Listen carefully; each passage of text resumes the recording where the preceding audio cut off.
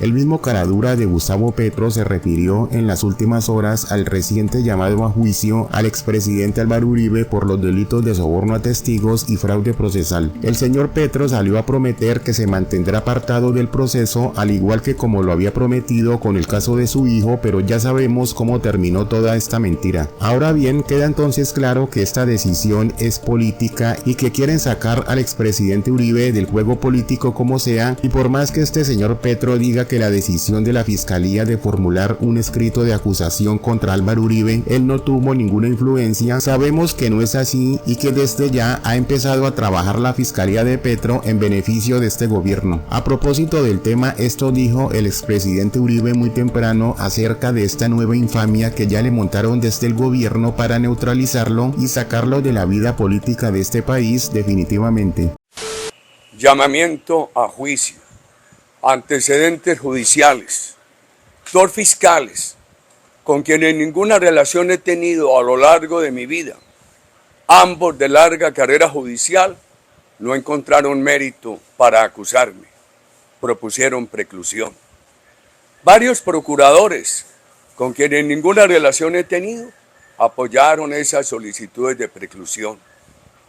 Una juez de la República dijo que el proceso tenía que empezar desde cero, porque la indagatoria de la Corte no es equivalente a la imputación de la Fiscalía. En un fallo de tutela, la Corte Constitucional, en una votación 5-4, asimiló absurdamente la indagatoria a la imputación. El magistrado ponente, Alejandro Linares, filtró la ponencia a un periodista amigo suyo. También el magistrado Linares reconoció haber recibido llamada de Juan Manuel Santos cuando se tramitaba el caso. Además de la filtración de la ponencia, el mismo periodista beneficiario transmitía al público las deliberaciones de la Corte Constitucional. Estas conductas, que violan ampliamente el reglamento de la Corte, le quitan toda la validez moral al fallo de tutela que debió ser anulado. Las diferencias entre la indagatoria y la imputación son muchas. En la indagatoria hay una serie de preguntas. En la imputación presentan los hechos relevantes y las normas jurídicas presuntamente violadas. Animadversión de algunos magistrados en mi contra. Los magistrados José Luis Barceló, Luis Antonio Hernández y Fernando Castro Caballero, al adelantar la investigación en contra de mi persona, negaron a mis abogados la existencia del proceso. Estos magistrados nunca me permitieron versión libre. Conocí el proceso cuando me llamaron a indagatoria. Entre julio de 2018 y agosto de 2020, estuve en libertad cuando, al decir de los magistrados, soy una persona peligrosa para la sociedad. Entre el llamamiento a indagatoria y la indagatoria transcurrieron casi 15 meses, y entre la indagatoria y la medida de privación de la libertad hubo otros 10 meses. Consideraron que yo soy un peligro para la sociedad, pero me tuvieron en libertad todo ese tiempo. Los magistrados Barceló y Hernández, en clara violación a los principios éticos de la justicia, siendo el primero presidente de la Corte, agitaron ampliamente el caso contra mi persona en medios de comunicación. El magistrado Barceló se atrevió a llamar a un programa radial a decir a quienes allí intervenían que yo había renunciado al Senado para evadir la Corte porque ellos me tenían agarrado. Los magistrados Barceló y Hernández agitaron en un programa de televisión de la mayor audiencia el caso contra mi persona. El magistrado Castro Caballero, al terminar su periodo en la Corte, asumió el poder de unas personas que me conocen. Estas personas le dijeron que tenían buen concepto mío, que porque este proceso contra mí, con ligereza contestó que porque yo tenía varios teléfonos. No he tenido sino uno. Los 3 magistrados que adelantaron el proceso contra mí participaron en la elección de los magistrados que me pusieron preso. Hoy, el magistrado Barceló, el ex magistrado Barceló, ante los mismos magistrados que contribuyó a elegir, los que me pusieron preso, según informes de medios de comunicación, defiende políticos. El ejercicio profesional del doctor Barceló como abogado litigante es buscar ante los magistrados que ayudó a elegir la condena de políticos como mi persona y la absolución de otros. En el medio de abogados y la justicia se conoce la animadversión del magistrado Luis Hernández contra mi persona. El magistrado Hernández acaba de terminar su periodo en la Corte y fue promotor de la elección de la nueva fiscal, que se eligió también con el voto del magistrado Hernández. Además, el nuevo fiscal coordinador de fiscales ante la Corte actuaba como magistrado auxiliar del magistrado Luis Hernández. La nueva fiscal general de la Nación, además, ha trabajado muy cercana al ministro de Defensa. Fue su segunda en la misión de Guatemala, que yo critiqué bastante. No obstante mi prudencia, que ha llegado hasta el punto de no mencionar al ministro de Defensa en este tiempo del gobierno Petro, para nadie es un secreto la animadversión del señor ministro contra mi familia y para conmigo. Además de las causales taxativas de impedimentos, también hay causales éticas en las circunstancias políticas de Colombia. El magistrado ponente de mi encarcelamiento, César Reyes, trabajó con el gobierno Santos en el proceso de La Habana, del cual yo fui uno de los más visibles opositores. El día de la indagatoria se jactaba haciendo entrar periodistas a la corte, incluso fotógrafos a la sala donde sucedía la diligencia. El magistrado César Reyes fue compañero de trabajo de la esposa de mi acusador, el senador Cepeda. El magistrado César Reyes fue muy activo para aceptar la recusación contra una magistrada que había sido integrante del ejército, pero nunca tuvo la decencia de revelar sus impedimentos políticos, que claramente son impedimentos éticos. Mi único afán fue buscar la verdad y verificar los informes que me llegaban de manipulaciones de políticos para afectar mi reputación. El famoso testigo Monsalve, puesto preso y condenado por la justicia por secuestro y otros delitos durante el gobierno que presidí, dio la declaración al senador Cepeda en contra de mi hermano y de mi persona, 14 años después de haber terminado mi periodo como gobernador de Antioquia. En otro proceso dijo que no me conocía y además nada declaró en mi contra. Otro testigo, Alberto Guerrero, alias Pepintá, puesto preso y condenado por la justicia durante el gobierno que presidí, también le declaró al senador Cepeda. Expresó ante la fiscalía que lo que sabía de mí era por rumores que había escuchado. Es evidente la amistad del senador Cepeda con el testigo Monsalve. Por lo menos están en evidencia 7 reuniones entre ambos. Además está probado y no refutado que el senador Cepeda intervino para que al testigo Monsalve no lo trasladaran a la cárcel de Valledupar. Prueba de que nunca tuve interés en buscar al testigo Monsalve es que entre 2011, cuando le dio esa declaración al senador Cepeda, y 2018, nadie lo buscó en mi nombre. Cuando en 2018 fue informado de que ese testigo se quejaba de haber mentido contra mi hermano y contra mí, pedí al abogado Cadena que verificara esto.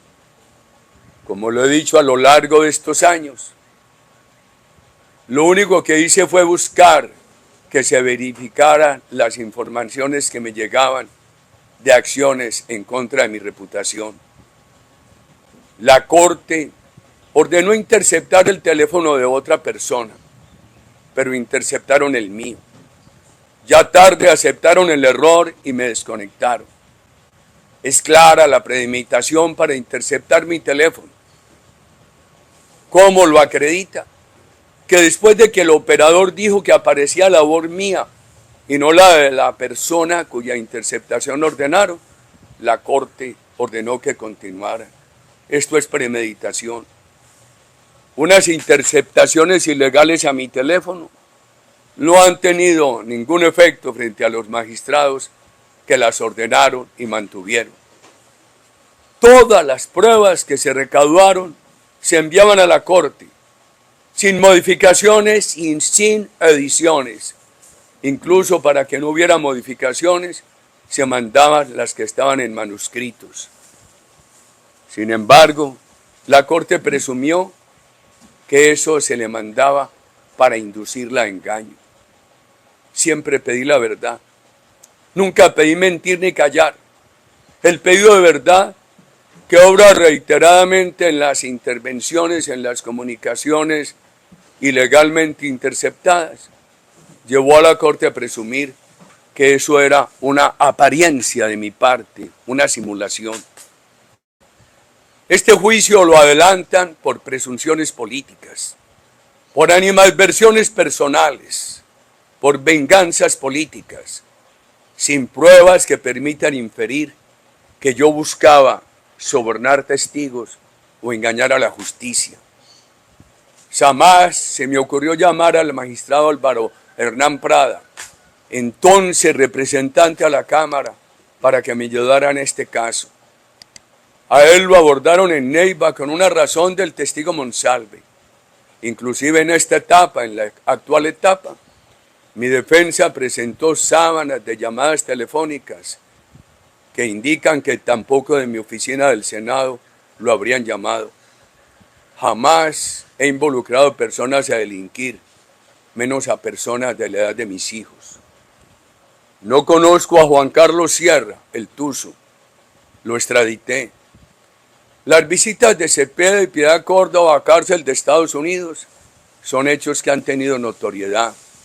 Además, con otros paramilitares que han estado recibiendo esas visitas como Mancuso. También han tenido notoriedad que le preguntaron a los paramilitares extraditados por presuntas relaciones mías con el paramilitarismo. Además, ofrecieron beneficios. ¿Qué diferencia en el tratamiento? A mis acusadores les permiten de todo y a mí me acusan sin pruebas por soborno de testigos y engaño a la justicia. Ha quedado claro en este proceso el origen de las menciones que han hecho personas sobre el exfiscal Montealegre, cuya rabia política contra mi persona y mi familia también es notoria. Esta manipulación en contra de mi persona da señales de hacer parte de la motivación para un acuerdo de paz total o para una ley de punto final. Entonces que le perdonen a los delincuentes, como lo hicieron con la FARC, y lo justifiquen con la ficción de perdonar a quienes no hemos delinquido. Con todo esto coincide la traída de Mancuso, a quien yo extradité. Ha sido tanta la manipulación en mi contra que el señor Mancuso no quiso declarar en mi caso, sacando disculpas inaceptables. Tampoco declaró Monsalve ni la supuesta víctima de Yanira. Pero las declaraciones de Monsalve y otros en el juicio contra el doctor Diego Cadena habrían sido más que suficientes para que la Fiscalía desestimara cualquier posibilidad de acusarme. Quieren y necesitan igualar a quien hemos defendido la democracia y la ley con los delincuentes. ¿Dónde están las pruebas contra mi persona? No tienen pruebas para desmentir que el doctor Andrés Arias me dijo en un juzgado de Estados Unidos que en la cárcel donde él se encontraba, personas extraditadas por mi gobierno afirmaban que el caso contra mi hermano era una venganza por la extradición. ¿Acaso yo le inicié el tema al doctor Andrés Arias? No tienen manera de negar que el doctor Abelardo del Espriella, por pedido mío, simplemente confirmó esas versiones con los presos. ¿Acaso yo manipulé al doctor del Espriella? No tienen una sola prueba para decir que yo inicié o manipulé a los presos de Miami. Estas personas, en documento apostillado por el Consulado de Colombia, ofrecieron a la Fiscalía declarar sobre el caso de mi hermano y sobre el asesinato del doctor Álvaro Gómez Hurtado, que está en la impunidad, como también está en la impunidad la financiación de Odebrecht a Santos. Reclamo que esas declaraciones la justicia nunca las recibió.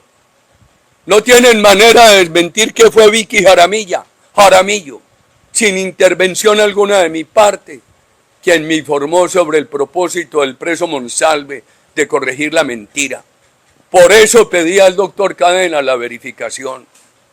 Para acusarme, ignoran que jamás inicié ni concebí ni ordené ofrecer beneficios a presos, menos para que callaran o mintieran.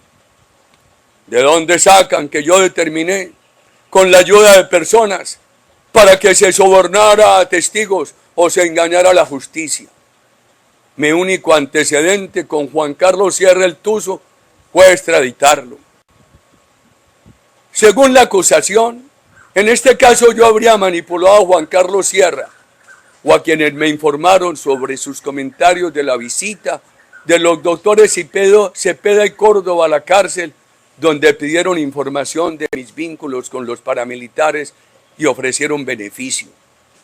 Me acusan, a pesar de las reiteradas afirmaciones de los doctores Roque Arizmendi y Juan Manuel Aguilar, en el sentido que ellos tomaron la iniciativa de informarme sobre el relato de Sierra el relato que Sierra hacía de la visita carcelaria. Y todo se dio en las circunstancias de tiempos políticos, cuando algunos, como el senador Cepeda, basaban su campaña en el atentado permanente contra mi honra. De esta acusación también se infiere que yo me habría aliado con una fiscal presa que no conozco para que ella me ayudara acusando montajes de los doctores Montealegre y Perdomo. No hay una sola prueba que pueda invocarse para afirmar que la iniciativa fue mía, directamente o indirectamente a través del doctor Cadena. De acuerdo con el esquema general de la acusación, yo habría organizado un complot para que los presos de Cómbita, algunos miembros de la oficina de Envigado, relataran en medio de la discusión política que el senador Cepeda y Mercedes Arroyave, quien ha huido de este proceso, acudieran a preguntarles por mis supuestos vínculos con paramilitares y a ofrecerles beneficios. Además, los presos aclararon que le solicitaron la reunión para indagar sobre unas fosas, y el objetivo de la reunión, ya en ella, fue indagar por presuntos vínculos de mi hermano y de mi persona con el paramilitarismo, y les ofrecieron beneficios. Para acusarme, desestiman todas mis acciones como presidente de la República en contra de la oficina de Envigado. ¿Acaso yo me inventé la presencia del reinsertado Mosquera en Pacho, Cundinamarca, donde me dijo que el senador Cepeda y el hoy ministro Iván Velázquez lo habrían abordado para preguntarle por mis vínculos con paramilitares? La acusación que me hacen se somete, simplemente copia la providencia del magistrado Reyes, quien supone contra la evidencia que al pedir yo que todo lo recaudado se enviara a la Corte, lo que pretendía era engañar a la justicia. ¿Significa esto que yo habría tenido que guardar todo el acervo probatorio, que no debí mandarlo a la corte, la institución competente para examinarlo. La acusación se suma a los magistrados que consideraron que yo carezco del derecho a defender mi honra, que si lo hago soborno testigos y engaño a la justicia. Después de las 2 solicitudes fallidas de preclusión, todas las nuevas pruebas practicadas me favorecen. Sin embargo, las desestimaron, me acusan.